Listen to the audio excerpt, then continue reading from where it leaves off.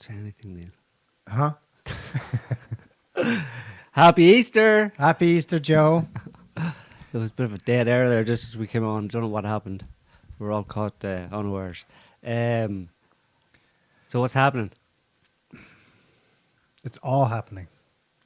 And we titled this week's show with something that's been going on in the background we haven't discussed yet, but it's been persistently asked of us what our take is on what's going on with the extreme lockdown, it seems, by all appearances, in Shanghai. Mm-hmm. I don't know if we want to lead with that because, as we'll point out, I don't think anyone else has. This is almost certainly linked with other world affairs, not related to the pandemic. Right? What's happening in Shanghai Yeah. is not related to the pandemic. Well, you just give it away there because that's what everybody thinks it is, obviously. Right. Right, or at least that's what it's being presented as. Well, actually, the main theory I read in Western financial press is that this is an FU by China to the West economically. They're trying to sabotage supply chains deliberately. Right. I see that a lot. It's interesting because we were speculating that when no one else was thinking of it in the first cases, the first sort of return cases for China last fall. Remember that? There were like one or two cases and an entire port was shut down. We're like, really? Mm-hmm. And that's when we really learned for the first time that for about 8 months by that point, so all of 2021, China had been doing zero COVID policy. Right. Which I'd lost track of. We'd never noticed it, but that's on the surface level, that's the same official government policy as the Anglosphere. At the time, Australia, New Zealand, Britain for a while, the West basically. And we're like, zero COVID. Why is China doing that? We couldn't. And we speculated that perhaps finally, after 2 years of kind of speculation in the West, that China in some way did this to us or did it to itself in Wuhan in February 2020 to set all the rest of us off down the garden path to self-sabotage. So through some kind of process of imitation or mimicry, the West shot itself in both feet while China was like thumbing its nose and doing a pretend lockdown in 2020 or for real, but only limited in on blah, blah. It gets into a whole kind of paranoid sort of self-referential mind game where it's spy versus spy and whose intentions are on first. And is anyone's intention? It's unclear. So we kind of left the topic until it reared its head again last fall. Right. In such a pronounced way that, everyone, you could not notice it. An entire port shut down because 3 lorry drivers or 3 port workers were, quote, COVID positive. When we already knew from close examination, already by June and July of 2020, that the Chinese were not taking SARS-CoV-2 as seriously as they had initially. Right. Remember the pool parks in Wuhan reopened, parties in Wuhan by summer of 2020, and the people here in the West are under lockdown going, "You bastards!" Kind of envy of the freedoms that were going on in China, Yeah. So so the question obviously then is, why are they doing it now? In the face of what, Omicron? I've seen various different people trying to explain this, trying to wrestle with it. I mean, it's even the images coming out of Shanghai in particular are so shocking that I think even COVID true believers in the West are criticizing it and saying that's okay. Like we like a good lockdown as much as anybody, but that's taking it a bit far. That's crazy. Stop it. So it's like it's really weird that. But then at the same time, I have to question the assumption that, obviously the images, you're not going to dismiss the images of masses of police, basically, and I suppose medical personnel of some description in kind of white suits, basically, grabbing people, throwing them into quarantine camps, killing animals, apparently, obviously, keeping people locked in, millions of people locked in high-rise apartments and stuff. and also the claims that people are starving because no food is being delivered, right? So people are starving to this. So the Chinese, true to form, right? Or true to past form, they're starving the entire population of Shanghai, right? Yeah. So I mean, I take some of those things with a grain of salt. I mean, I'm not. I see a lot of people jumping at those and extrapolating kind of wildly. I don't think, again, it's a city of 25 million people. Those images aren't representative of the entire city of Shanghai, right? Yeah. Necessarily, I know for a fact that one element is fake. right? Which is It went viral last week all over the West. And this is why we need to remember 2020, this happened. Big factor in why we all freaked out in the West. The royal we, us here didn't freak out at all, but the royal we freaked out because of the images, the short videos that went viral on Western social media. That wasn't China's doing. Anyway, one viral campaign in the last 2 weeks that is fake is the people jumping out of buildings, committing suicide yeah. en masse. Mm-hmm. Someone, this I've been able to verify, someone has been taking videos, some of which genuinely are Chinese videos, of myriad incidents, Right. individual isolated incidents across China over recent years. It could be a genuinely suicidal person. It could be an accident. Child falls off a railing. It happened to be filmed, that kind of thing. Right. And they've been busy making composite videos, and they've gone viral in the last 10 Right. days or so in the West. They're fake. Right. The implied messaging with them is, it's so bad in Shanghai right now, people are throwing themselves out of windows like the World Trade Center on 9/11. Right. So that's definitely fake. Right. The slaughtering of pets, I'm not sure about. They do look like they're from Shanghai, some of them. Mm-hmm. They're recent. Because here it gets murkier because there is no official policy on what to do with pets when they're left behind. There seems to be sort of, if it's happening at a city-state level. Chinese English language media isn't mentioning it. Right. So there's no accounting for it. You know what I mean? There's Right. no attempt to give an explanation for it. That I don't know about. But look, I'm not defending it. It looks freaking atrocious. Okay, that's the one issue, the pets and what they're doing with animals there. The other one is simply what they're doing to people. Right. There is enough footage that the basic claim in the Western media is basically valid. Mm-hmm. This is not like a storm in a teacup. There's definitely something serious happening in Shanghai. It's going on 3 weeks now. Yeah. Um, Although it's easing right now, apparently, supposedly. okay. The interesting thing is that officially they're talking in the range of 20,000 cases. And officially, no deaths.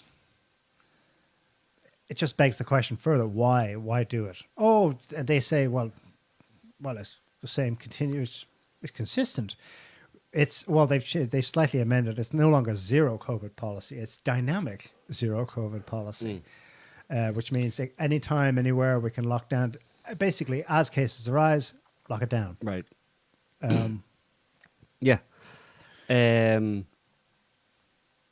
I've seen a few places, just in terms of trying to explain this in a way, in terms that do not relate to COVID, i.e., are not taking it at face value because for the reasons that we just gave, which is there doesn't seem to be any reason why China would have such an extreme reaction. The Chinese government or whoever's deciding it in Shanghai, whatever, would have this kind of an extreme reaction to what is at this point a flu-like virus that has mutated multiple times into, and as all mutations, it becomes less serious, less virulent, and why they would do this. So people, I've seen other reasons.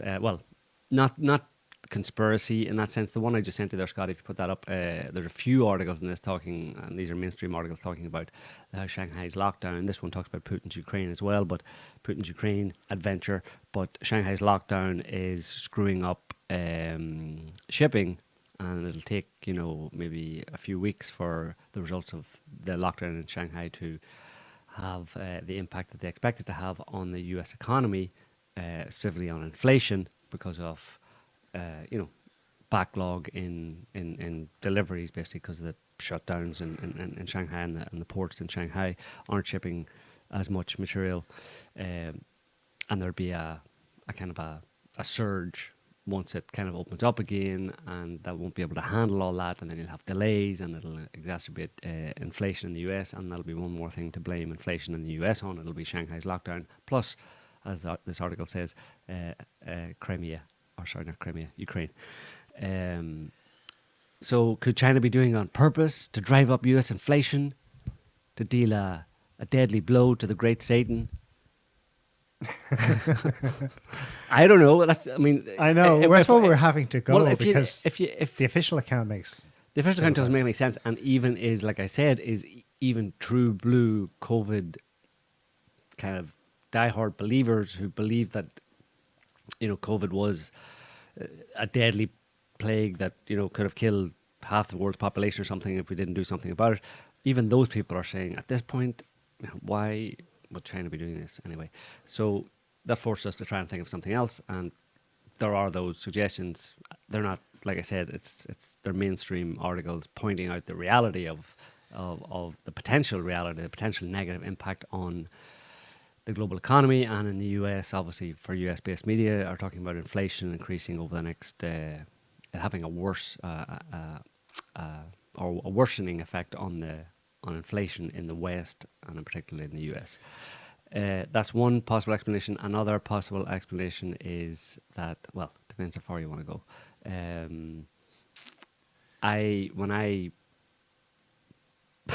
When I thought about it, the first thing that came to mind when I was being forced to consider some other explanation, the first thing that came to mind was Taiwan, and if this lockdown was some kind of a prelude to a Chinese invasion slash attack on Taiwan, and that because we have seen, there's again not a lot of evidence for this. We're really having to stretch to answer the question as to, if it's not actually COVID, why are they doing this? There's, as a result of the lockdowns, the US actually, maybe a week ago or less than a week ago, put out US Embassy, I think, or the US State Department put out a memo or whatever to at least some embassy staff in Shanghai, or consular staff in Shanghai, that they should leave the country because they were at risk of being separated from their families, or if they had children, that their children would be taken away from them. So there does seem to be, to some extent, a kind of an exodus of Western, and certainly you can imagine that would be normal, that it's been going on for a few weeks now. So anybody who saw it coming, anybody within US government or US government consular circles within Shanghai or within China would have had a heads up to this, and probably would have said, listen, we don't want to be living here while this is happening. Let's just go somewhere else. Let's go to Beijing or go somewhere else anyway. Yeah. So there has been a movement of diplomatic staff, let's say, to some extent out of Shanghai, US Western diplomatic staff out of Shanghai, as a prelude, in the lead up to some kind of Chinese military action against Taiwan. Would that be useful to do? Would you go to that extreme? Would the Chinese go to that extreme to Of apparent self-harm, yeah. It's tetchy, their protests. People are hungry, apparently, in some places. Well, at least there's just local supply chain issues. The videos of them screaming out of their towers at night are, I think they're legit. Yeah. That was like Wuhan, February 2020. Right. How far are they willing to go to do something like that? I think politics. There's definitely something political. Is it geopolitical? Is Beijing doing this with an eye on something far bigger? Therefore, they've no problem to make an omelette breaking a few eggs, including a very tetchy situation in the largest city. For a few weeks, yeah. And it is the largest, it's China's largest city, technically, by population. It's the most westernized city, too. Exactly. That's what makes me think that it's, it's probably crawling with all sorts of, to whatever extent the West have, their agents and their infiltrators and their NGOs and that kind of thing. A lot of them will be in Shanghai, It's the biggest city and most important city that's closest to Taiwan, let's say, because Beijing is much further north and a little bit inland type thing. It's much further away. The only thing that I saw that kind of would back this up, again, it's not proof or anything like that, but put up the Twitter link I sent you, TGTM official. This is a police, one of these white-clad police persons talking to a Shanghai resident, I suppose, and you can just play it there. There's subs on it, subtitles.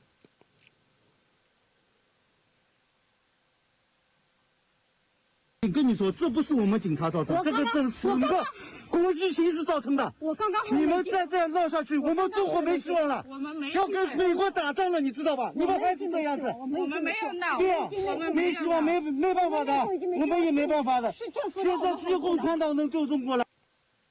So basically, That's interesting. the guy that said all of this situation in Shanghai is caused by the current international situation. It's a police officer saying it to a woman, and she's videoing on her phone. That's interesting. 'Cause All of these are caused by the current international situation, and tells her not to cause any more trouble. Our country, China, will have no hope. We are about to have war against the US. Do you understand? yeah, that's super interesting because they're obviously telling rank and file something more than just curse those people for control's sake. Tucker Carlson gave an explanation last week on one of his monologues. It was a great presentation, I think, of the facts in Shanghai. He wasn't going overboard and showing the more extreme stuff. He says, overall, just look at it, it's extreme. In the end of his monologue, though, he gave what he thought would be a coherent internal Chinese political justification for it. I think he's right but wrong. So he says this year is Chinese version of election year. So Xi Jinping will be, term limits were lifted. He will almost certainly be re-elected by the Chinese communist hierarchy to be president again for another 5 years.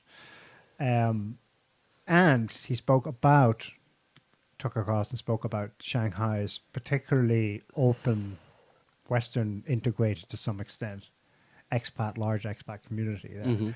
He said he suggested that Shanghai's local political authorities would naturally reflect that to some extent. Therefore, this was Beijing, the CCP, on the top dogs, cracking down on a potential dissident, source of dissidence, ahead of his coronation this fall or something. Coronation was Tucker's term, of course. There you go. That's my theory, and it's for reasons of cracking down on internal dissent. Well, I wasn't able to. I was thinking along those lines myself in terms of Taiwan, but I wasn't able to really get a read on the possibility or the idea that maybe Shanghai would be a hotbed or a center of resistance or public anger or outrage about Chinese attack on Taiwan. I don't know if that's the case or not in Shanghai. You said it's like it's a maybe most westernized big city in China, and who knows? I don't know. Again, we're speculating here because the question has been asked: if it's not about COVID, what is it about? So we're having to kind of like try and figure things out, you know. That thing about the U.S. telling its embassy staff to leave. I'm trying to look at this headline. This is the Global Times, so China's English language official organ response to it. Just look at the headline. U.S.'s pullout of Shanghai consulate staff reveals who's the world's biggest Karen is. They were mocking it. The U.S. is just, being hysterical. They didn't speak to anything deeper. They didn't mention Taiwan in this response. But,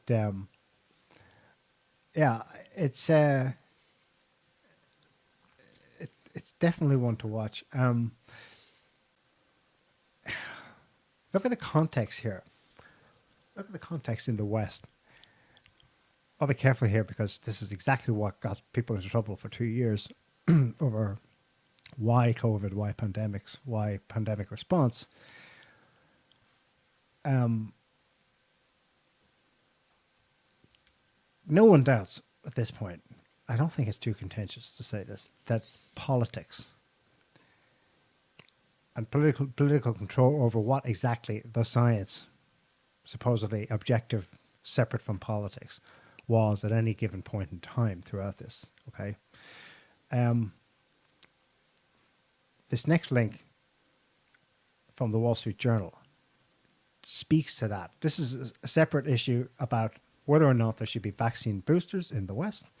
Last week, it was revealed that the FDA went and said, yes, we think there should be a fourth vaccine booster. Immediately, its own board member said, we disagree with this decision. And the article basically cites them. They didn't mind giving their names.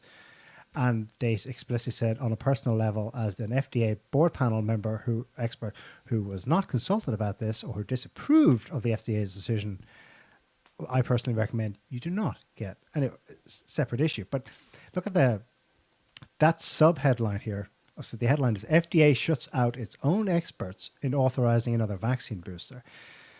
Subheadline, decisions like this only reinforce the perception that COVID policy is driven by groupthink and politics. Now, apply that to China. COVID policy is driven by politics. As loudly and as consistently as its media is saying, no, is dynamic zero COVID. If there's a single instance of it, we crack down on the entire local population. Obviously, that doesn't fit, quote unquote, the science. By their own statistics, they have 0 deaths in Shanghai. Right. 0. They're going to keep it that way. While their influencers are out there on Twitter and wherever else saying, oh no, this is necessary to prevent possible 5 million deaths. Possible 5 million deaths. China hasn't hit 5,000 deaths officially in 2.5 years. So it's politics. Yeah. It's whether it's something else. geopolitics or not. Yeah. But if it's not geopolitics, it's domestic politics, not just why only Shanghai. It's not only Shanghai we should mention as well. Shanghai seems to be getting it worst in that sense, but there's something like officially over the past few weeks, more than 300 million people in China were under some form of lockdown.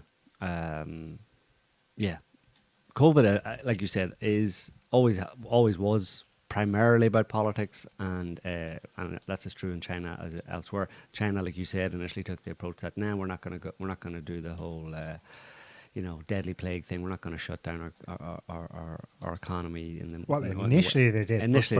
But quickly afterwards they back. came back and said, no, this is nothing burger. It's gone away. But so why now revisit it in this extreme way? And particularly in its biggest city of 25 million people, Shanghai. Again, you look at it from a politics point of view, you have to come up with some other explanation. Either it's domestic politics or it's international politics. You've already shown a link from Fortune about some inflation intention behind it to disrupt Western supply chain. I have another one here. I sent it to you already, the Forbes one. This guy's a lot more point blank in his accusation.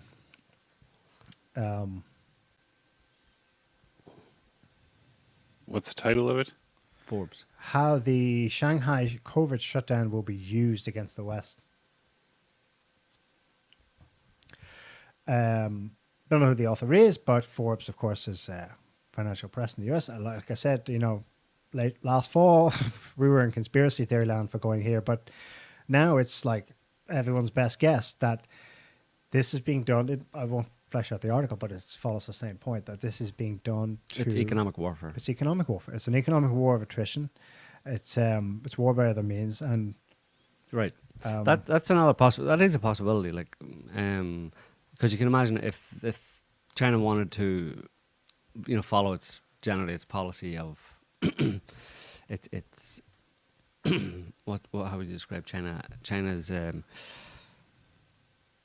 butter wouldn't melt in more mouths kind of approach to international politics and geopolitics. If China wanted to, in some way, engage in some kind of economic warfare against the West and particularly against the US without actually declaring it, without saying so, in the only way that really it can, let's say initially, like impact the West would be to disrupt supply chains going from China to the West in a strategic kind of way, in a way that impacts the West negatively but doesn't negatively impact China too much, then if you don't want to be open about that, how would you do it? Well, then you just do it under the ruse of, oh, serious COVID outbreak, got to lock down this major city or these major cities, and that's going to affect your supply chains, and sorry, it's not our fault. But, what's the advantage I suppose, what do you get from not being open about it? I suppose, I don't know, maybe that's the way the Chinese work. It's hard to penetrate the Chinese mind anyway, so... Well, remember, on the other side, that's a double-edged sword, because not being open about it, China's been begging the US to be open about the potential origins of this thing, Right. Hint, hint, So if you're going to pretend it's something, we'll also pretend it's something, and we'll see where the chips fall, kind of thing. God, in that article, your man was livid. He calls it the Shanghai supply chain dumpster fire. It is absolutely sure. Specifically, I should say that Forbes is taking the line that this isn't so much just pure destruction. I will start a dumpster fire here and it will have knock-on destructive effects on the US. He thinks he explains a bit how things are changing in international shipping. Mm-hmm. Whereas before, international shipping companies, the actual containers, the actual ships were Western, like Maersk. Now, since this pandemic started in 2020, China's been going seriously hell for leather to build its own ships, and for its companies like Costco to increase their market share internationally. Mm-hmm. So there's shipping strategy and possibly, he speculates, involved in this. But also a broader strategy isn't in fact to encourage you would think on the surface, oh, so China's being kind of isolationist. This is their kind of response to Trump's economic sanctions against us and so on. But the guy actually makes the case that in Forbes that this is China kind of pulling the leash on US decision makers to say, look how entangled your economy is with ours. You do not want to challenge us, whether it be Taiwan or anything else, because it will have serious disruption for you, Yeah. Yeah, I mean, we're being pretty cautious here, but I mean, there is a lot of, what you're talking about and what I mentioned in the other article, there are a lot of other articles talking about supply chain issues as a result of the lockdown. And it's weird that it's particularly bad in Shanghai. Like the measures are particularly extreme in Shanghai, the lockdowns. It does smack of theater. Like, I mean, it really is putting on a, what do they call those, a kabuki? Is it kabuki theater? Anyway, it's putting on a lot of theater for a very specific goal, which is primarily because Shanghai is the world's largest container port. If you just throw up a few of those links I just sent to there, Scotty, there's just a sample of a few of the reports on it. There's and these are websites dedicated to shipping and all that kind of stuff. Cargo backlog ripples beyond Shanghai as lockdown stops trucks. Let's go to the next one. Shanghai lockdown to set shipping and supply chain on edge, and the last one was lines start to omit calls to Shanghai, the world's largest container port. There's plenty of other articles that or reports echoing the same thing.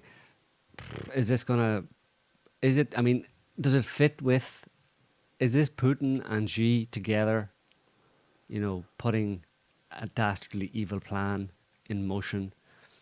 The beginning obviously was Russia's invasion of Ukraine, and Putin has been, more or less, and the Russian government has been more or less explicit in terms of announcing a new financial world order. A new financial world They order. were very explicit. But also being explicit about what the point of the invasion of Ukraine is in terms of its broader implications. The broader implications are that it's to unseat America as a global hegemon, and no more so economically, but militarily as well, and in every other way. But first and foremost, let's say economically. So is this China playing its part in that grand scheme of these two? I think so. I think that this Forbes guy, he concludes that China is trying to show, or is going to show factually, that it is now the indispensable nation. You'll all be dependent on it. Guess who made a visit to Taiwan last week? That Southern gentleman, You Lindsey knew. Graham. Pull up the tweet there. This is tweeted by Lindsey Graham himself. Well, at least, yes, it is. Honored to be in Taiwan where freedom reigns. Ooh. The courageous people of Taiwan are great allies of the United States and a beacon of freedom in a troubled region. That was April 14. Yep. That's just a few days ago.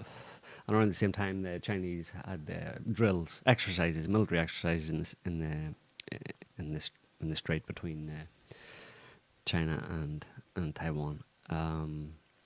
Air Force, naval forces were putting on a show of force there. So, and the thing about it is that if and when China does invade Taiwan or do whatever it's planning to do in Taiwan, there'll be some sign of it, but it's not going to be like the build-up that we saw for Ukraine, for geographic reasons.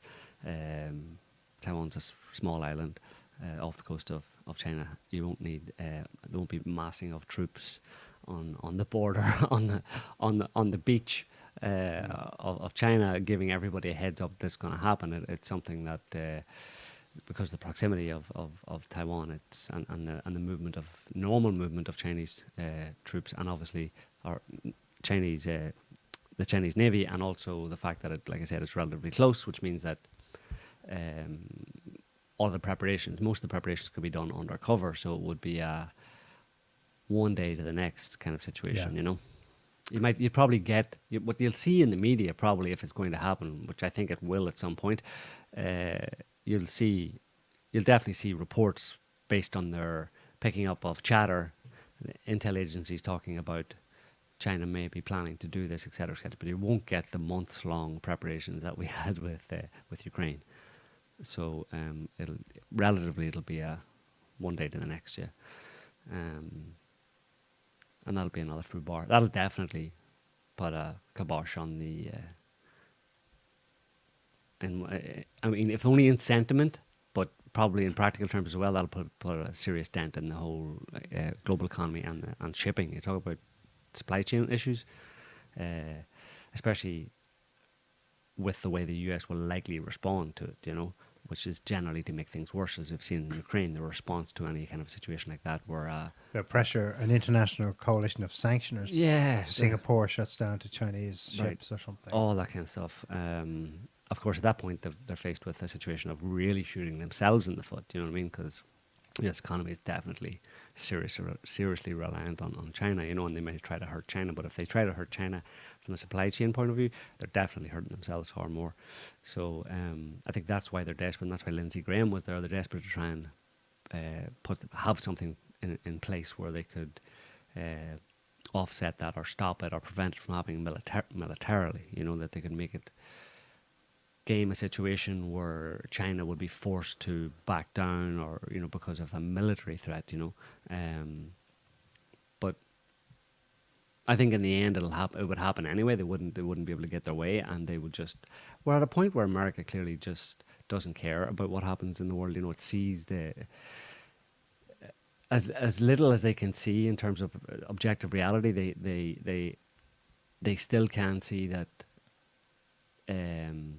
it's kind of end game for, at least some of them can see that it's the end game for US hegemony, and a lot of their actions in response to the movement in that direction towards America being unseated and a new world order emerging, they're doing their plan is not to stop it from happening necessarily, but to put things in place where they can wreck as much of the chessboard as possible for everybody, in a kind of, if we can't have it, no one can kind of way. Yeah.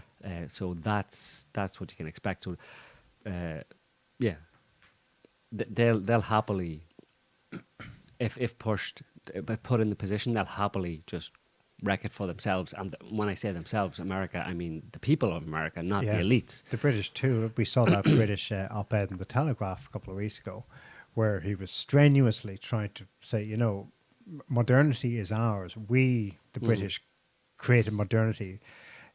Between the lines, he's saying, no one's going to enjoy modernity if it's not ours. Right, right.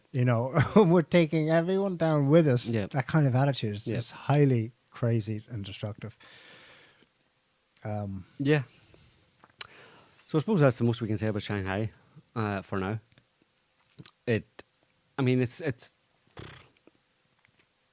supply chain issues and economic issues and gas prices and oil prices and people's standard of living are all on the downward slope and have been before now. It's not, Shanghai isn't going to... the situation in Shanghai, if what we're saying is correct, it'll make things worse. It'll speed the descent over the next few months, especially coming towards the fall and into winter and stuff. It'll exacerbate the whole situation, but as is the situation in Ukraine and the way the West is responding to it. But yeah, so it's just in that sense, I don't think it's a kind of a big move, or it's not a decisive kind of blow against the US or anything like that. No. It's just It's setting it the begs situ- explanation. yeah, but of it's some just, kind. Yeah, for sure.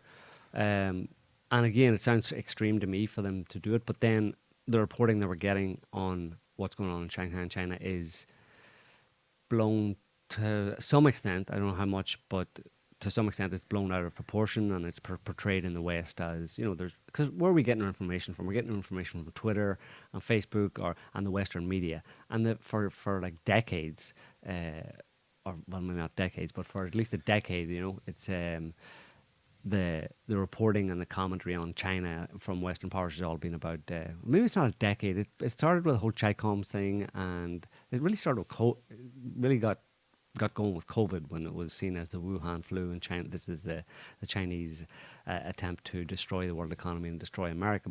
And it was there beforehand it came out of nowhere, with Alex Jones types. I think it began with Xi.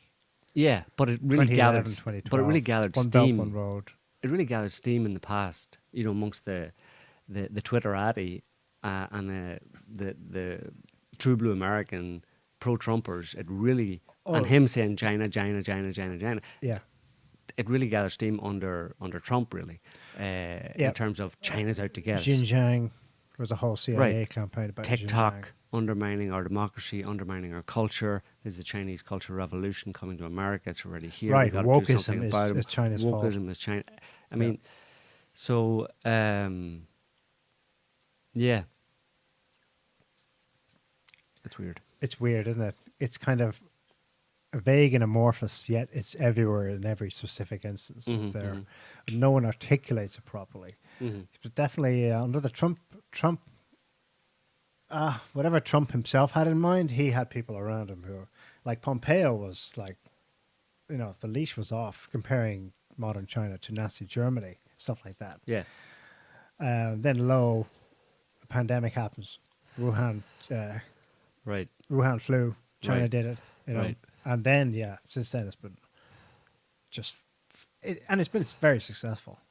That's what's crazy about it. Like most Westerners, if they weren't already, now they're like super suspicious Of of China. China. Yeah, Yeah, and that's been, by design, I suppose, because it's part of the information war. And as we said previously, it's information war seems to be at least more than 50% of where war is at these days. You know what I mean? At least the war waged by the West. The West's its major weapon against countries that can actually shoot back is information, and they're very good at it. they're very good at it.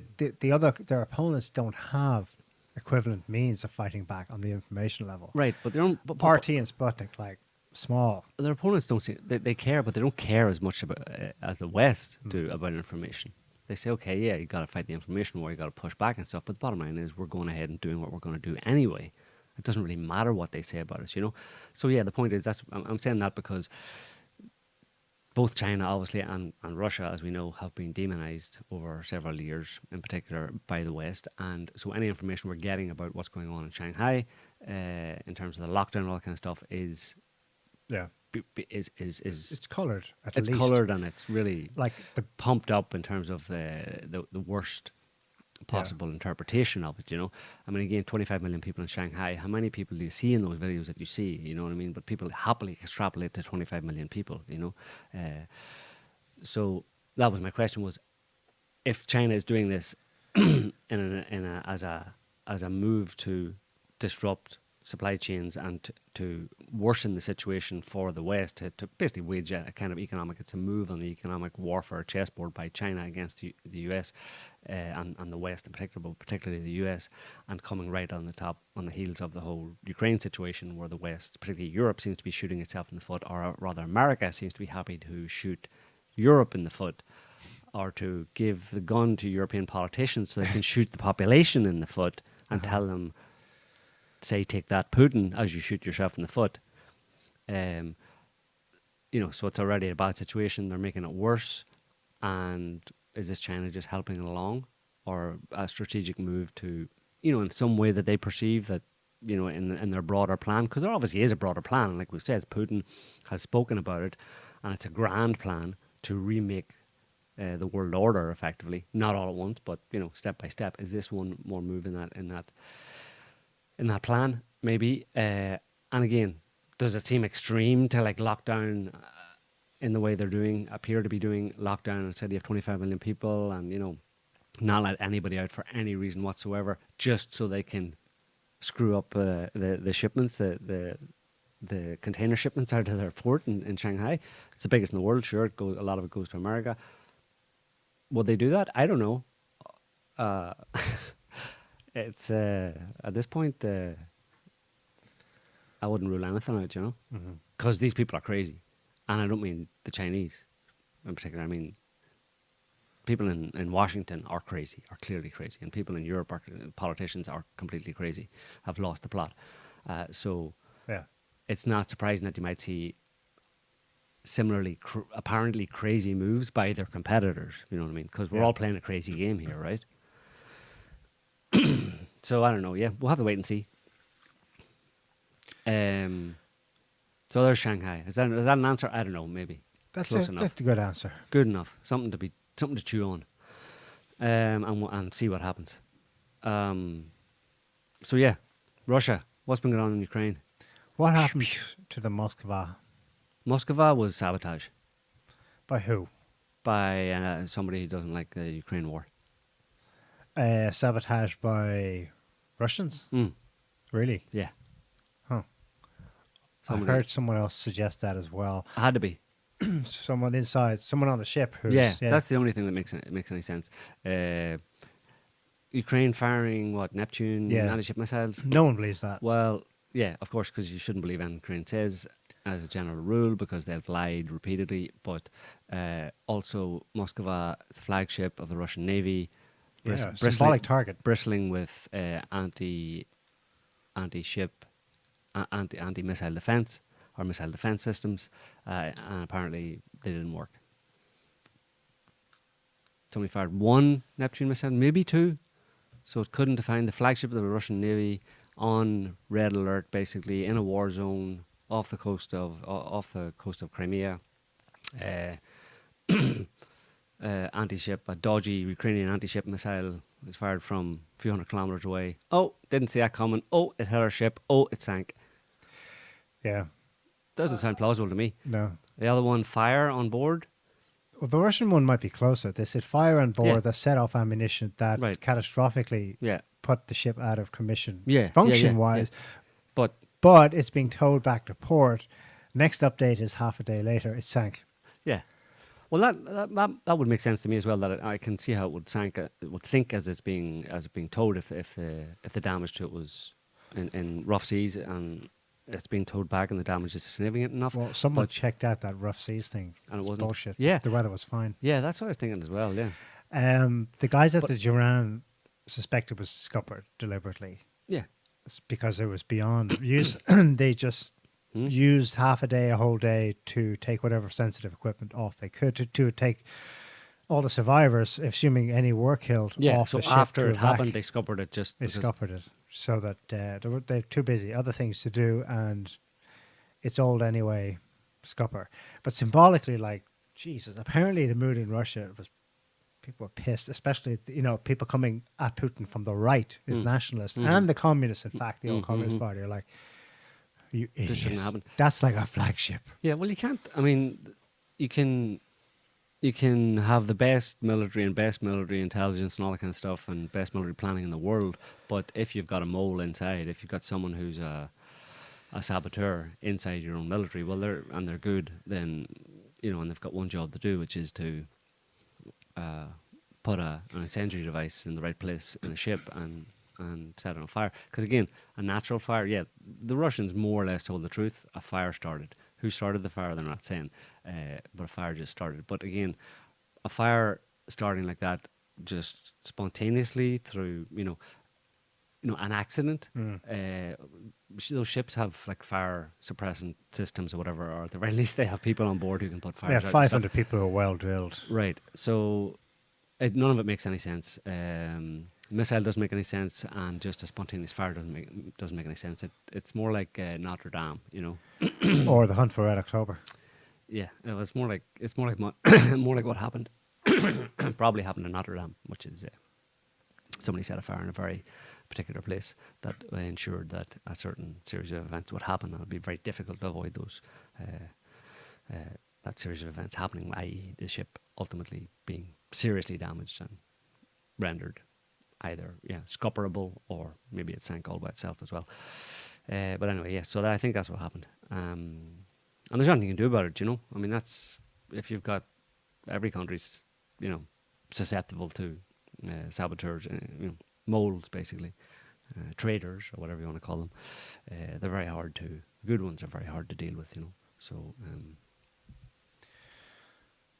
Well, What else? apart from that, it's just business as usual, it looks like. Wow. No, but that. I mean, for Russia as a whole, their operations in Yeah. Ukraine. They used their S-400 for the first time in combat last week, shooting down one of the two Ukrainian choppers that had ventured over and fired at villages. That's been happening like about 10 times now at this point. Last week we discussed the incident where they fired at a fuel depot. But then they've been firing at other things. What was interesting about the incident is that they waited until the chopper was back over Ukraine to make a point. Just because you're back in Ukraine doesn't mean you're going to be okay. Yeah.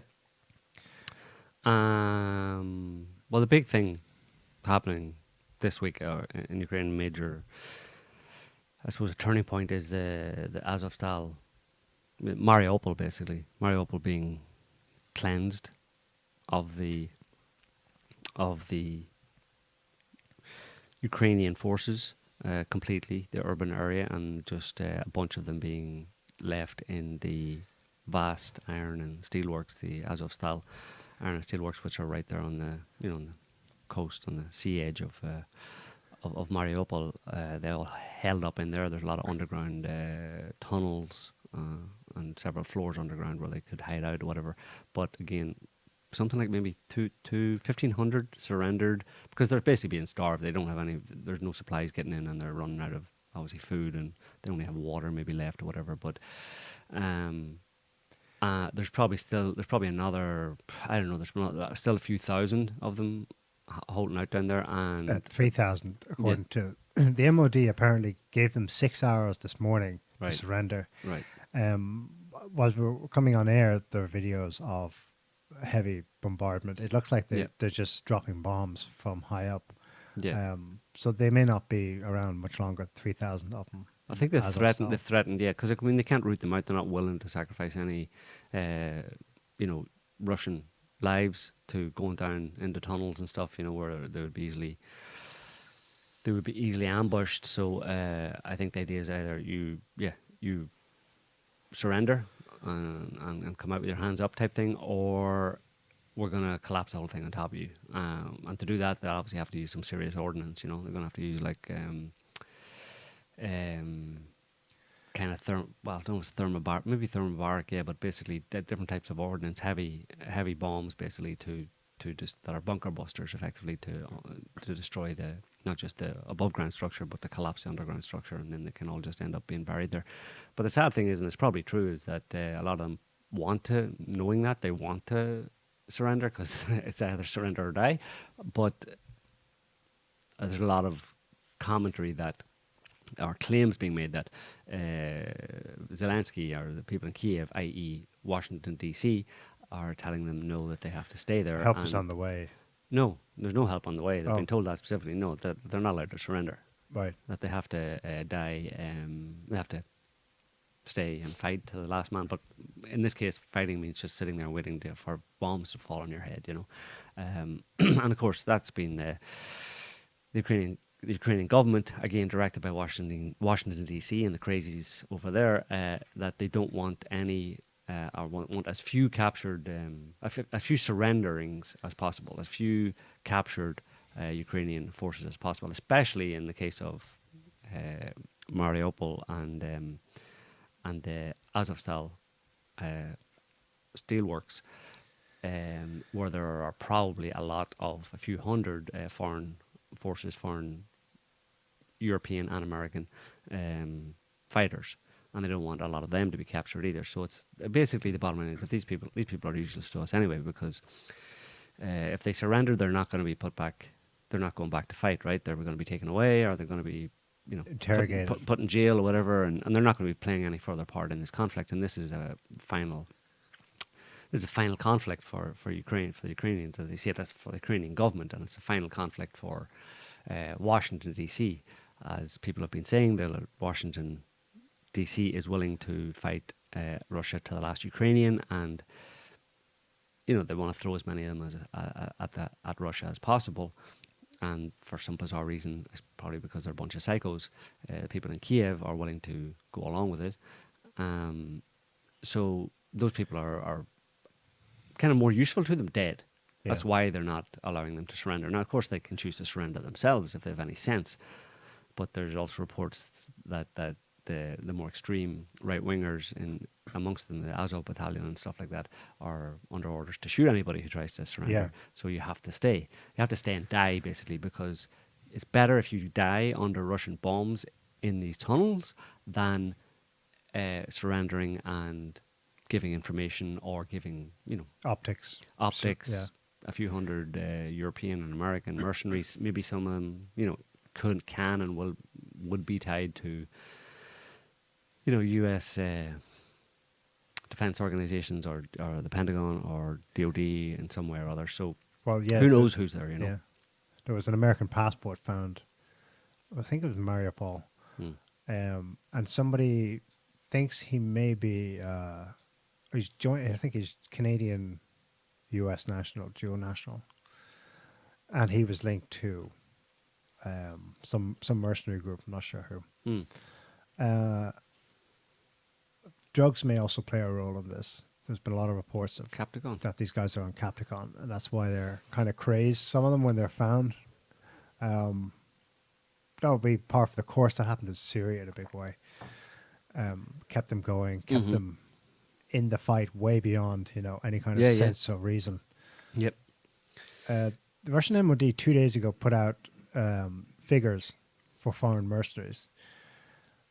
They claim that Kiev has attracted 6,800 foreign mercenaries from 63 countries. The largest grouping is from Poland, 1,700. About 1,500 from the US, Canada, and Romania.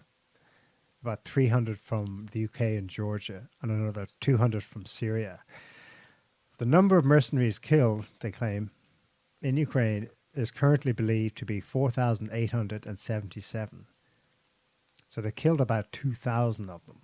A specific update last week was that they claimed to have killed 30 Polish mercenaries in an airstrike near Kharkov.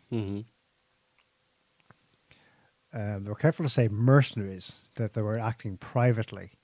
But again, with these things, like, it's all connected back to NATO command structure of some kind, at least training, you know? Mm-hmm. Yeah. You also you mentioned there about there were attacks over. Was it since the last show? I'm not sure. There was one more attack on Russian territory since last week, was it, or was that was that before we had the show last week?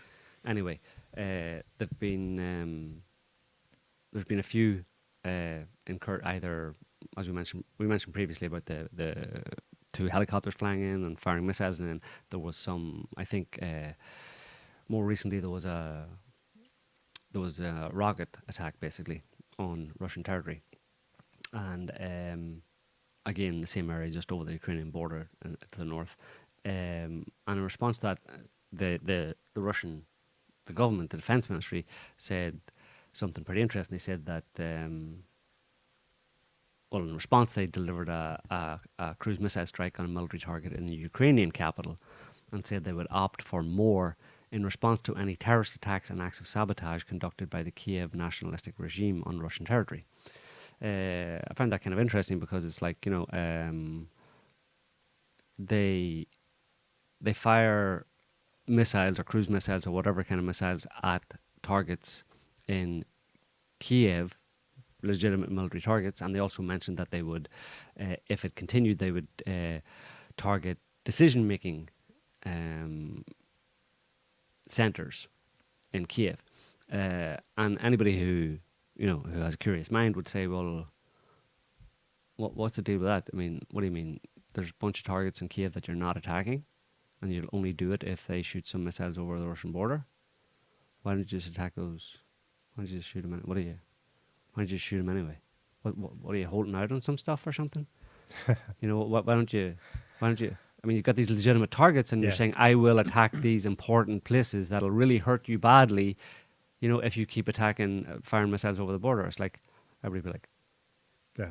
Well, it speaks to the unspoken fact, in the West anyway, that Russia is fighting this war with one hand tied behind its back. So, why? What do you mean? One hand tied behind its back? Well, that there are quote-unquote legitimate targets in terms of the rules of war that are not being hit. That they're either on ice to be used in this case as a threat later at some point, or never. It'll just remain a threat. Mm-hmm. But it probably also speaks to the very complex nature of what they're trying to do.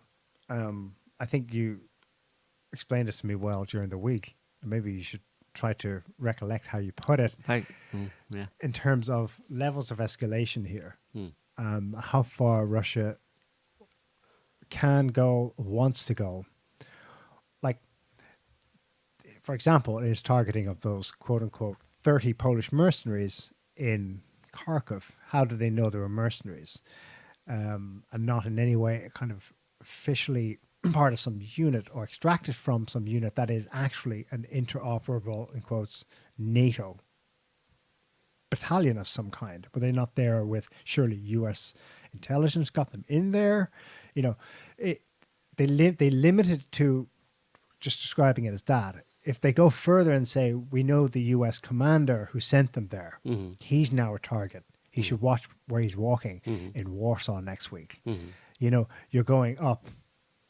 Yeah, it's a term that's been bandied around, and it's only for the geopolitical nerds, I suppose, or war strategist nerds. Although it's obviously something that is important to understand if you want to understand really the way these people think about it. They talk about escalation dominance. It's a term that's been around for quite a while, and it's basically it's a theory.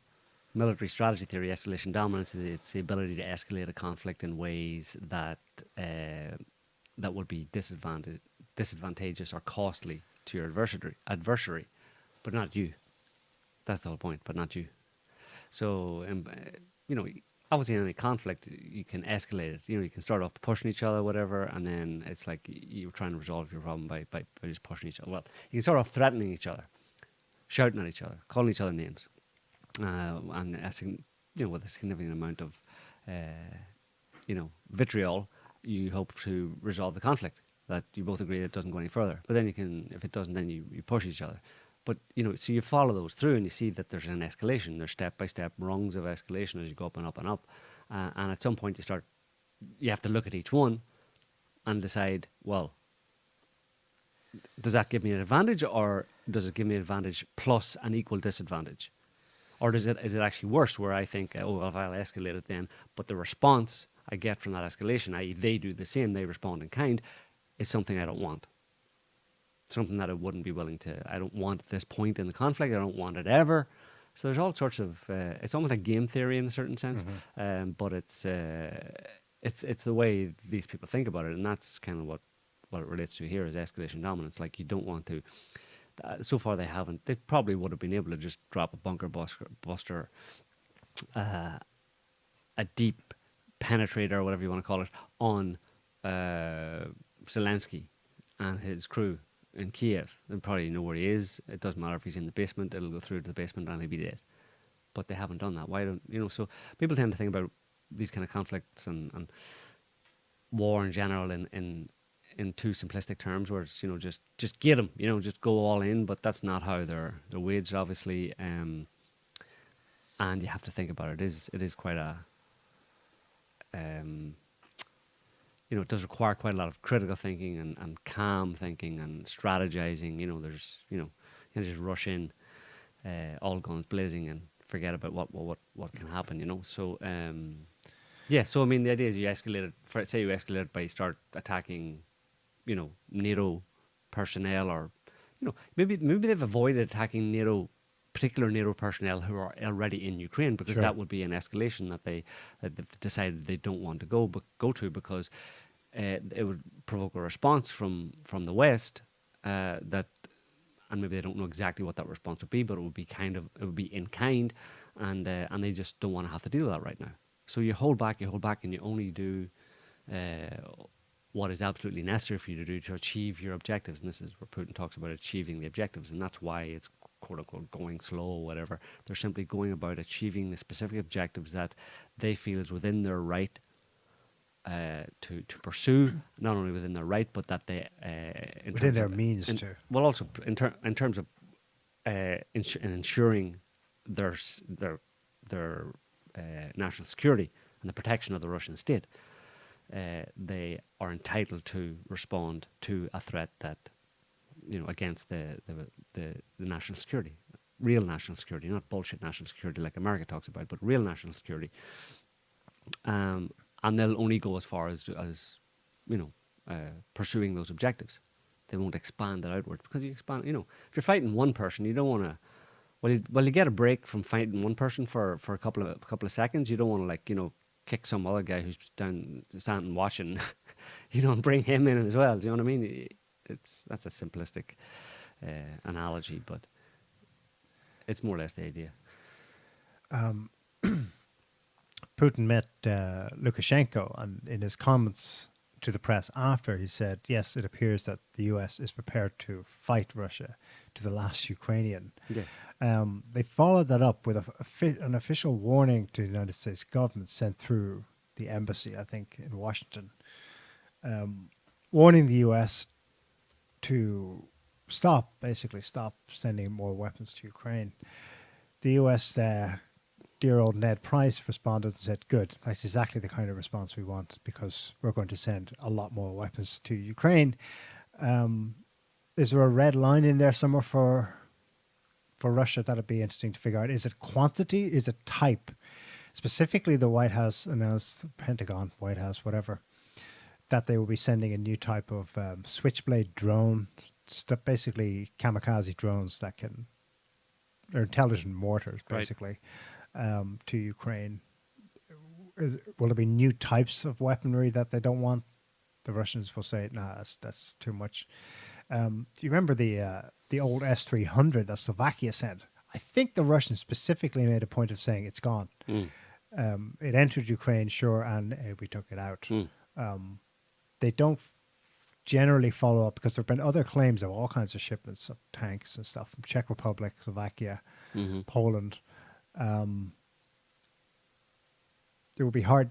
It would be, even if the Russians did make claims to having targeted these specific things one by one, they're not going to have footage of it, you know? Yeah. Yeah, I don't know exactly what their red line is in terms of the supply of, but I mean, there's been lots of videos of, especially in Poland, but also Romania, of military equipment, large amounts of military equipment, including tanks and APCs and stuff like that, on the backs of trains heading in the direction of Ukraine. Now, the question is that there just to reinforce Poland's or Romania's eastern borders, or are they actually going into Ukraine? Yeah, I mean, if they get to the point, which they could well do, or if the West gets to the point where they decide, okay, listen, we're just going to like more or less try and replace the Ukrainian losses, you know, or replace a large amount of Ukrainian losses in terms of their actual of artillery and tanks, for example, was kind of setting the clock back on Russia's plan, if you know what I mean, on Russia's time frame for this. You know what I mean? If you get, you know, they've lost, and what the figures were, more than 1,000 tanks basically, and they only had maybe 17 or 1,800 tanks in the first place. So they've lost, you know, more than 50% of their tanks the Ukrainian military has. So if the US turns around and replaces a significant percentage of those, well, it's just, like I said, it's resetting the clock a little bit and if they do that indefinitely, they would love to just tie them down indefinitely. That's obviously the Western, Washington's plan, is to try and tie Russia down indefinitely in a conflict in Ukraine. Is there a limit to this, though? What did you see the Washington Post article about the Ukraine giving a third of its anti-tank munitions stockpile? Not the Ukraine, the US. I have the Washington Post link. I'm not sure it'll open, though. I have an archived version of it, too. Let's have a look at this. I mean, it reminds me of that story from a month ago where Canada's like, we're all out. We gave Ukraine everything. People are like, what do you mean you're all out? Germany has since said something as well. We have no more to give. Sorry, we gave everything. And now this one about a third of Pentagon stockpile of anything is gone. Yeah. Of anti-tank munitions, yeah. Of their anti-tank weapons, which isn't surprising because they've put in like tens of thousands of them, you know, between... There. Yeah. Washington Post headline, Ukraine war is depleting America's, arsenal of democracy. Democracy. We're all out of democracy. Democracy bombs.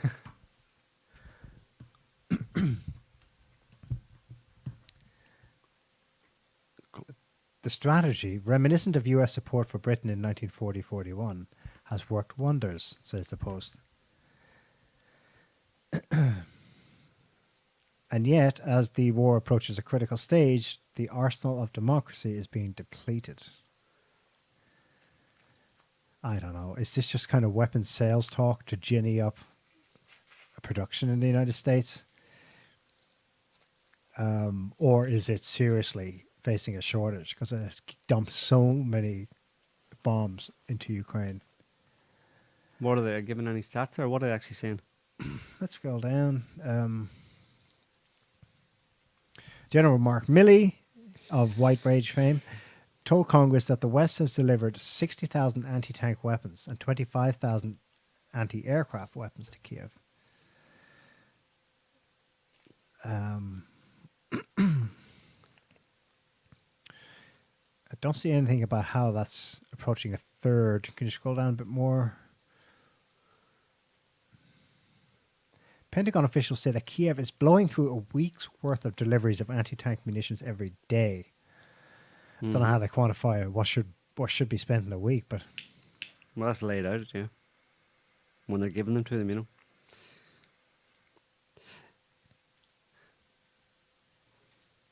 know. This is presenting Western countries with a stark choice between pouring more supplies into Ukraine or husbanding finite capabilities they may need for their own defense. Yep. Germany has declined to transfer tanks to Ukraine on grounds that it simply cannot spare them. Canada quickly ran short on rocket launchers and other equipment that the Ukrainians desperately need. And the US has provided 1/3 of its overall stockpile of Javelin anti-tank missiles. It cannot easily deliver more without leaving its own armories badly depleted, and it may take months or years to significantly ramp up production. Crazy.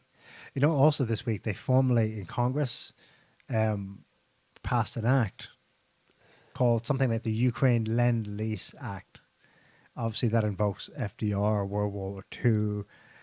And as someone pointed out, I think it was Michael Tracy, Lend-Lease at the time was a kind of soft sell of the war because Americans left and right did not want to go into another war. Mm-hmm.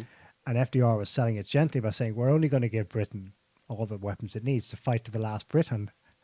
And within 12 months, they were in the war themselves. Yeah, and then saddle them with repayments for the rest of their natural lives, which is what happened in Europe after the Second World War. And I think Germany only paid off the last Second World War debt to America in 2011 or something like that. They made the last payment, so it was 60 years later, they were still paying. So yeah, Ukraine will be, like we mentioned in previous shows, Ukraine's going to be taking the cleaners as a result of this war. But of course, the people in control in Ukraine don't give a damn about that. They're being taken to the cleaners in terms of, they're in serious debt. They were already massively beholden or controlled by the US, and now they're going to have them by the economic balls completely as well. Again, assuming there's anything left of Ukraine to worth bothering with after Russia has achieved its supposed objectives, So yeah. There's a guy called George Beebe, B-E-E-B-E, former advisor to Vice President Dick Cheney. He was commenting on this formal Russian request to the US government to stop sending weapons to Ukraine. He comments the Russians have targeted supply depots in Ukraine itself. The real question is, do they go beyond attempting to target weapons on Ukrainian territory and try to hit supply convoys and perhaps NATO countries on the Ukrainian periphery? He doesn't discount that. He's asking himself rhetorically, but he actually said, another quote, I think the Russians want to send a message here that they could do that. That they could target. That they are not, that their red line to back up with teeth their warning to stop sending weapons could be to start hitting places in Romania, Slovakia, Poland. Yeah, staging areas, where they're being amassed, because I don't know. There's probably a warning within that, because you would think that they could just as easily wait until they actually enter the Ukrainian territory and then attack them. But if they're being staged in one particular area, in one main area, let's say in Romania or in Poland, and where they're all concentrated, and then from there they're being fanned out across western Ukraine along different railway lines, then it becomes more of a headache to try and keep track of them all. So it makes more sense just to, if you see 200 tanks all sitting in a parking lot basically just over the border in Poland, you might want to just take care of them there, and if it happens, it'll be the West's fault, you know what I mean? Of course they'll scream bloody murder and say that NATO's been attacked and we're invoking NATO's collective defense and we're all going to go to war against Russia now and we're all going to have nuclear war and stuff like that. But I think the fact that this possibility is openly being discussed in the Washington Post last week means they know and they don't care. In fact, bring it on, because this will only they'll try to spin it as this is, see, we're attacked. NATO unity. Well, I've been waiting NATO for that. Unity, Well, it's Putin's intentions all along has been to attack Europe, right? To take. They want to say, see. After 75 years, finally, see, the Russians are invading Europe. Yeah. Finland declared it could join NATO by this summer. Mm-hmm. That may be like whoop-de-doo to most people, but I think they should realize that Finland has a a half-century-long policy of neutrality, a bit like Austria does with Russia, that it's committed to not joining NATO. It's kind of similar. This is kind of a similar issue for Russia as Ukraine is. We all know Finland as a very much non-Russian, separate, independent country. Russia is not going to dispute that per se, but they're not probably going to allow a NATO member so close to St. Petersburg. That's essentially, simplistically, why Finland has not, so far, been a part of NATO. Now, Scott Ritter, is he being a bit hyperbolic here when he says that quite fervently this week in an interview I saw, he said if Finland joins NATO, Russia will intervene militarily in Finland to stop that from happening? Maybe. Don't know. I don't think that. I don't really think that. I don't know. I think Russia's goal, and they haven't diverged from this goal, and they haven't even verbally they haven't diverged from it, that their goal is Ukraine. You know what I mean? That the problem is Ukraine. That they'll be happy enough. Finland can join NATO, and I think I spoke about this before, where I said that the problem in Ukraine, and the reason Ukraine is a problem, is because of the mentality of the people in control in Ukraine, which is basically Washington D.C. There is still some amount of independence among European countries, EU member states, Finland included,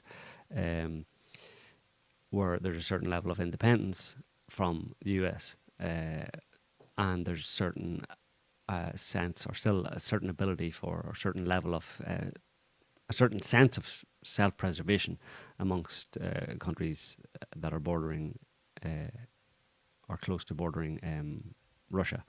And they've known about that for a long time, and they've known that Russian nuclear weapons are pointed at them. And that's why those certain countries haven't joined NATO, and even if they joined NATO, it wouldn't make any difference, because it would just be in name only. They wouldn't take any action that would be a threat to Russia. So I don't think, because they know they would be obliterated, and they have some say over their own self-determination still. The problem with Ukraine is Ukraine has no say over, has had no say over its own self-determination. Different from Washington's intentions. It's been turned into a country, at least since 2014, it was turned into a country that had one sole purpose, which was to attack Russia and attack Russian interests. That's not the case with Finland or Poland or the Baltic states or whatever.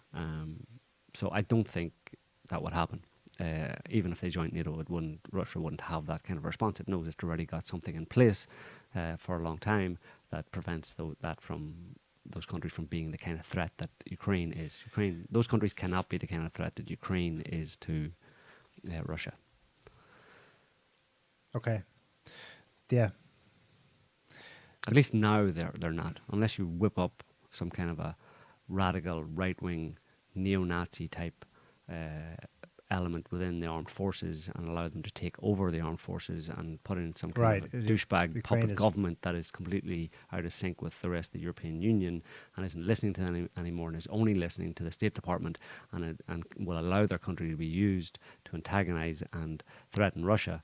Then yes, Russia would do something, but not simply because they're joining NATO. Right.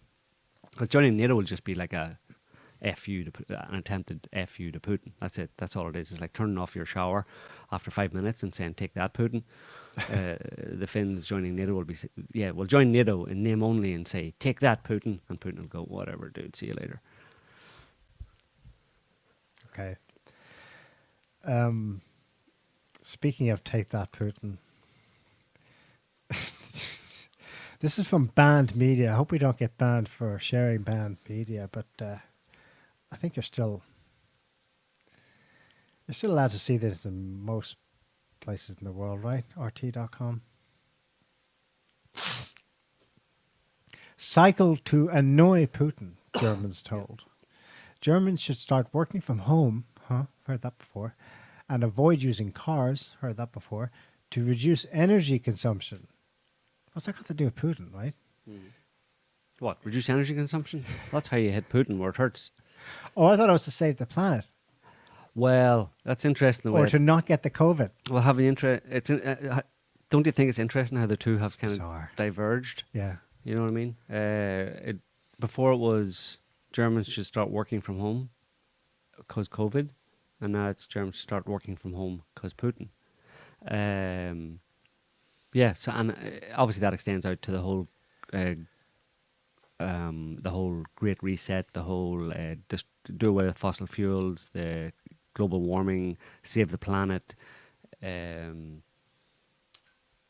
That's been their plan, as people have been, as most people know, that's been the plan. There's been lots of talk over the past few years about the climate summits and all that kind of stuff, and where everybody has to buy electric, do away with diesel, petrol cars, do away with your boiler, your gas boiler, or your fuel boiler at home, and get heat pumps, rely on the electricity grid, which relies on wind turbines and solar panels, as long as the wind blows and the sun shines enough, otherwise you're screwed.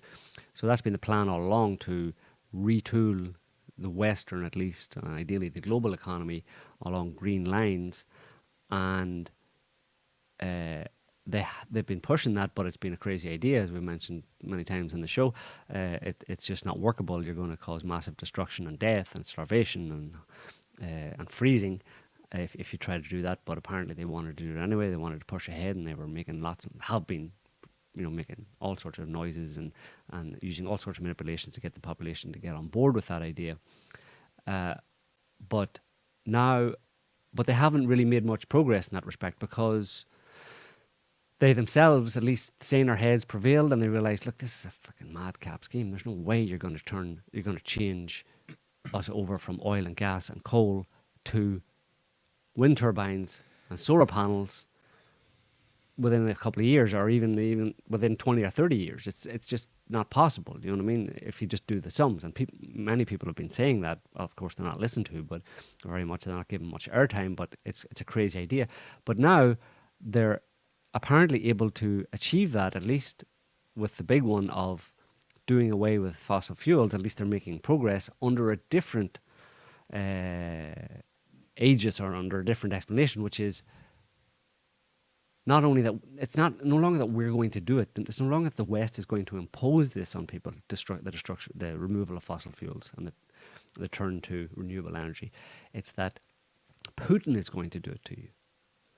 They're slowly getting to the point where they can create the conditions where they can say that Putin stopped supplying us with gas and oil, and Putin collapsed the global oil and gas market, or made it, made it impossible for that to function as it has been, i.e., the supply of it, and the fact that most of the global industry is based on it, is run on oil and gas, and that's all coming to an end now because Putin. Yeah. Ignore the fact that for the past 20 years we've been saying that we were going to do that, and Right. just remember now that Putin did it to you. Yeah. Yeah. Weird. I have another one here, also RT, from 2 days ago. The headline is EU readying Russian oil embargo. So that's not Putin readying to cut off oil to Europe. It's the EU who's doing it itself. And that's probably a far more... that's exactly what's going to happen if their madcap scheme is followed through. Mm-hmm. But with the rhetorical flavour that when it happens, it will be... Putin's fault. Putin did it. What's interesting about this article Putin is made that us do it. this is RT article, yes, but it's citing the New York Times, citing anonymous European Union officials.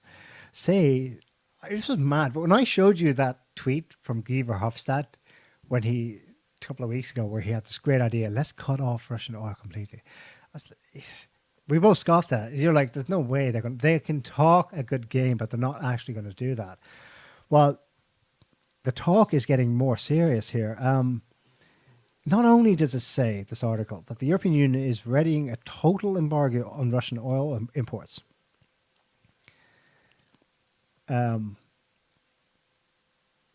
that the second paragraph, EU officials, it claims, are waiting until after the French election to announce the decision. Yep. Amazing how they can just like Say that say that just so like and think that totally it doesn't come abuse across as manipulative and yeah. Western democracy, baby. The proposed embargo will be put up for negotiation after next week. Acknowledging that the resulting surge in fuel prices would likely harm incumbent French President Macron and boost his right-wing challenger Marine Le Pen. 40%. Germany imports or relies on Russia for 40% of its natural gas. That's the European Union in general, but I think just down a little bit, yeah, Russian oil accounts for a quarter of the European Union supply, and Germany is a third in terms of oil. But Germany, and even more than that, it's more than 50% for gas. So yeah, I mean, these people have a plan. Obviously, they're, when they talk about cutting off oil again, it's. There was a story we saw there last week that the US was selling Russian oil to Europe. right. So Repackaging it, relabeling it. rebranding it, and selling it back to them at a higher price, obviously. So, like, think about that. Think about the level of cynicism and bullshit behind these sanctions. Sanctions where Europe is whipping up its population to really, to get really deep into their feels about Ukraine and how evil Putin is and what he's doing, and that we need to stop this guy, and the only way we can stop it, how you, the average EU citizen, can help to stop this guy is by reducing your consumption of oil and gas. And in fact, we're going to do our part as politicians. We're going to support you in that, but we're going to cut off Russian oil, at least only Russian oil for now. We'll see about gas later, but for now, Russian oil, we're going to cut it off, and we're not going to buy any more Russian oil, and that'll help the poor Ukrainians. And in the same breath, they're turning around and saying to America, would you buy some Russian gas for us or some Russian oil for us and sell it back to us at a higher price, and we'll just pass that extra cost on to. Yeah. Well, I don't know. So you are actually buying Russian oil I don't know from America. I don't know who did that. Was the Europeans or the Americans? What happened was Washington announced the sanctions. Yeah, the EU, in cohesion at the same time. Washington immediately increased by officially 43% its purchases of Russian oil, just the crude oil. Yep. And then sold it back To Europe. as American oil to Europe. Yep. So it's like Europe, don't buy Russian that's- oil, buy Russian oil that's from like- us. Don't buy Russian oil from Russia, buy Russian oil from America.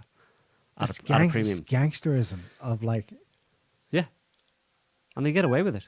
they get away with it because it's too crazy to contemplate. Mhm. If you want to But- believe in your authorities. But take on the this- upside, that plan suggests that there won't be, at least in the short term, any actual shortfall in oil or gas. Right. Because you just officially, on paper, won't be buying it from Russia and thereby, sticking it to Putin. But there won't be any shortfall in supply because we'll just get it from somewhere else. Or there's this whole thing that people are probably aware of, is that a lot of gas and oil is just sold by producing countries onto the quote-unquote open market, which is by kind of sold to intermediaries or brokers basically, who then can sell it to whoever they want. And like again, they can say it's like, as long as you're not officially buying Russian oil and gas from Russia, then you can buy Russian oil and gas, as long as you don't buy it directly from them.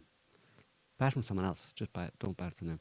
And that's, in their mind, that's good because it in some way stops direct revenue going to Russia for it, and in some way that's good, but obviously ultimately Russia is still getting the benefit from it, maybe at a slightly reduced profit, but they're still selling their gas and oil to Europe indirectly.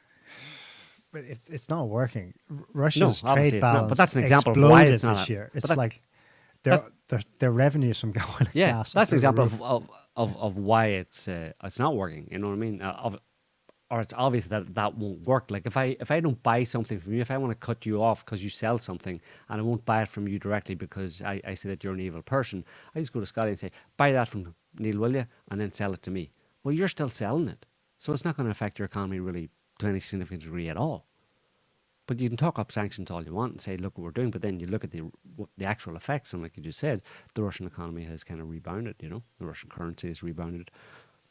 So it's not about what they say it's about. Is the bottom line. They're not doing what they say they're doing. Yeah. And ultimately, what's going to happen, what is the most likely thing that's going to happen, is that there's going to be some kind of a collapse or a crash or a breakdown in this in the way that they're manipulating the whole system for crazy, for ridiculous reasons. It's going to ultimately the guy that's left holding the baby is the average member of the population. Yeah. That's where it always ends up. Like, bottom line, that's where it ends up.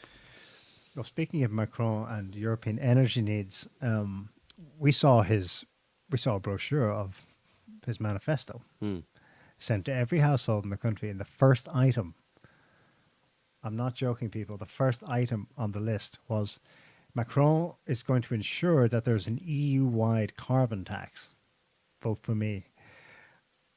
Anyone remember what kicked off the Yellow Vest Rebellion? Mm-hmm. A freaking green tax on the increasing fuel prices.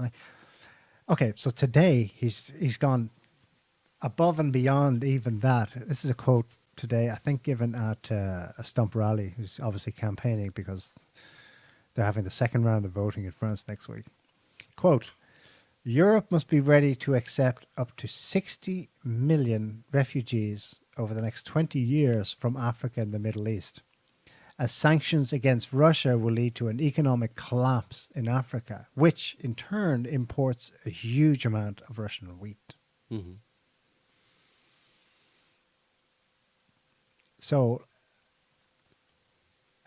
it's a head twister, because on the one hand he's describing objective reality, on the other hand he's describing an agenda, which is feeding into which. This reminds me of the overall topic of climate-induced mass migration, which we've looked at last fall, especially because a lot of noise was being made about it in the press at the time. Now, most people who are skeptical of government these days just dismiss it because they tend to throw out anthropogenic global warming, period. It's just a hysteria. It's a non-starter. There's nothing really there to look at. Nothing objectively is going on that front. We took a different tack, and we're thinking that actually these guys have some kind of a crystal ball insight into serious dislocations of populations in the coming years or decades. What time frame Macron said over the next 20 years from Africa and the Middle East. Although he's attributing not natural causes, he's attributing it to Putin did it. Mm-hmm.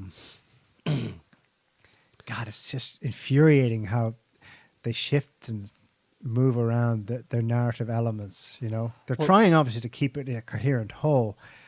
Somebody's been crystal balling for a very long time about this. If you just throw up that article, Scotty, this is from, you probably know, we've used it now and again. This is 2004. Now the Pentagon tells Bush climate change will destroy us. A secret report suppressed by U.S. defense chiefs and scroll down, obtained by the Observer warned that major European cities will be sunk beneath rising seas as Britain is plunged into a Siberian climate by 2020. Oops, didn't happen. Nuclear conflict, mega droughts, famine, and widespread rioting will erupt across the world. Abrupt climate change could bring the planet to the edge of anarchy as countries develop a nuclear threat to defend and secure dwindling food, water, and energy supplies. They got specific elements correct. Somebody was scrying or something. Someone was like... It's not so much the specific elements that they got correct. It's their certainty 20 years ago that there would be major dislocation. Right. At the time it was written, you'd be like, what, riots across the world? Jeez. And of course... You've been reading too many science fiction. The climate novels. the climate has caused problems with crops and crop growing and crop yields over the past couple of years because, there's been crazy weather patterns in terms of massive downpours on very dry land or droughts, extremely wet seasons and stuff, and extremely wet growing seasons. The volatility of crop growing it has had season. that effect, but the thing that's going to really cause problems, it seems, is the machinations of these nutbag elites in Western countries. Fertilizers. They're the ones who are going. Yeah, I mean, fertilizer. Well, I mean, it's one thing for the weather to reduce your crop yields, whatever, but that's not happening on a massive scale, right? It's not happening on a No. serious scale. There's some issues, Not right? yet. Yeah. Well, it hasn't happened, but if Russia decides, as a result of these sanctions, decides to stop supplying fertilizer to farmers, well, then it doesn't matter what the weather does. If you don't have fertilizer to grow your crops, you're not getting any crops. So, Well, it compounds because many fertilizers, their usefulness is in providing hardiness to crops to be able to withstand more extreme expressions, whether it's frost or drought or inundations, too much rain, too much precipitation. That's a crazy thing about it. The one thing that's needed, if there is an edge to the climate that wasn't there before, is the one thing that's been taken out of the equation. The prices of these things are going through the roof. Which came first? Was it the lockdowns, the disruption to supply chains?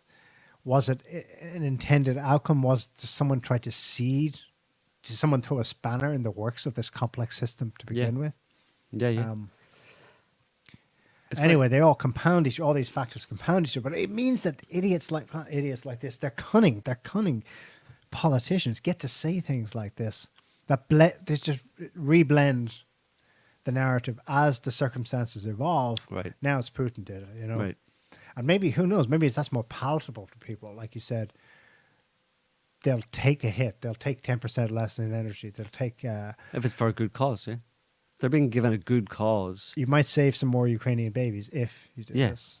They're being manipulated and lied to with, and forced to swallow or accept good causes that, in theory, I suppose, from the people giving them those rationales, will allow will force the population, will encourage the population to accept impoverishment, accept food supply problems, like as in no food in your supermarkets, or no gas, or no oil, or so you can't drive your car, or you can't heat your home in wintertime for a good cause. While if you look at what's actually causing that, it's their government, the ones that are giving them the bullshit narrative to explain it. They're the ones who are, through their actions, their self-serving actions, are causing those situations. So I mean, it's really crass manipulation, and it's a bit embarrassing.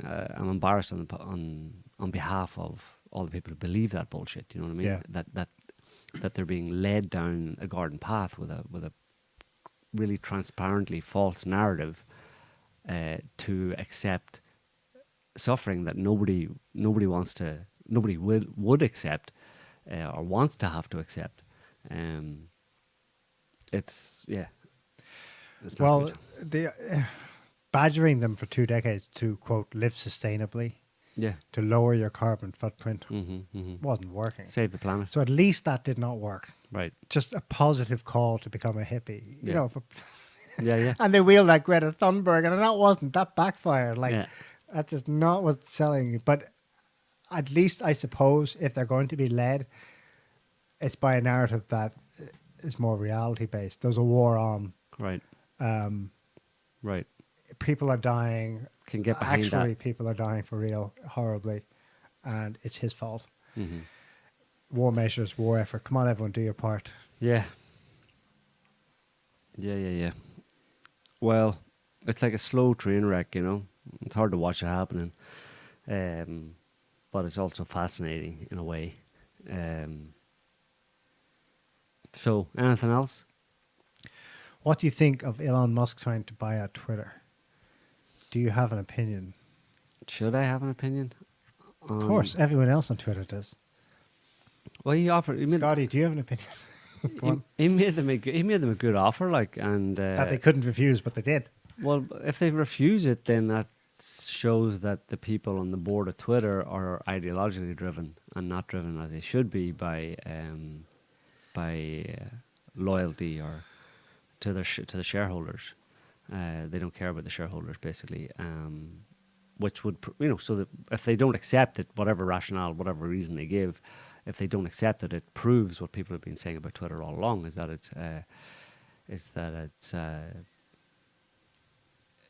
it's driven by a certain Ideology. ideology, a certain perspective, and it's there as a platform to push political and cultural and social ideology rather than just a company to make money, a private company to make money, which it kind of should be. Yeah. I thought it's pretty telling. In times past, this would have happened a bit more subtly, but not anymore. The White House explicitly this week threatened to sick the Department of Justice and the Securities SEC investigates financial crimes onto Tesla. Mm. You know? Wow. Coincidental. Yeah. Yeah, that's pushback. Well, that says it all there as well. It says that Twitter is an arm of the government, or seen as an arm of the government. Guess who is on the board of Twitter? There's a few interesting characters, but this is the most interesting, I think.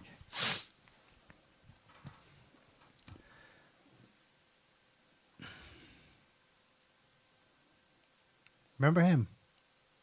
Zolik, oh yeah. He's a signatory to the PNAC document of 1998. He's a neocon dude. Yep. He's a member of the board, career-long pencil pusher, U.S. State Department. He's on many boards now, but I suppose you could say, wow, whatever. But he's not just any pencil pusher. Like head of the World Bank in his post-neocon, post-Bush retirement years, in quotes. MD at Goldman Sachs. Good friend of Paul Wolfowitz. Basically helped write a lot of those documents in the 90s. Right. About U.S. forward operating bases and total full spectrum dominance and all that whatnot. And Twitter is a key instrument in full spectrum dominance. So that's a classic. Like, I love the way that he is now on the board of that company because Yep. it's where deep state meets permanent government, whatever you want to call it, meets Culture war. quote unquote private entity. You know. Where the rubber hits the road in the United States. It reminds me of that quote, I think it's from some movie, like the CIA guy's telling some gangster who's complaining about all the shit the CIA gets up to. And you guys never face repercussion. I think it was actually the one with Matt Damon playing James G's as Angleton. And Matt Damon playing Angleton says back to him, no, you don't understand. You all get to enjoy this country. We own it. Yeah.